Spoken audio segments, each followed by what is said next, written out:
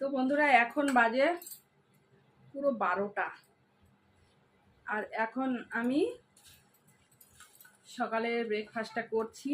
কারণ বুঝতেই তো, জেনেছই তো, সকালবেলা সমস্ত কাজ সেরে পুজো দিয়ে এই তো এলাম। এসে এখন এই যে চিড়ে, দই, মুড়ি, চিনি দিয়ে নিয়ে নিয়েছি। এখন এটাকে খাবো, খেয়ে তারপরে যাব রান্না করতে। আর আজকে এমনিতেও আমাদের শনিবার, আজকে আমাদের নিরামিষ, তো তার জন্য আজকে নিরামিষই রান্না করব। তো আজকে খুব সম্ভব সোয়াবিনটা রান্না করব মনে হচ্ছে। এখনো পুরোপুরি ডিসিশনটা ঠিকঠাক নিতে পারিনি, এটা মনে মনে ভাবছি আর এখন খাচ্ছি। ঠিক আছে, তো চলো, কে কে খাবে দই চিড়ে মুড়ি, কে ভালোবাসো টক দই দিয়ে? আমার তো ভীষণ ভালো লাগে।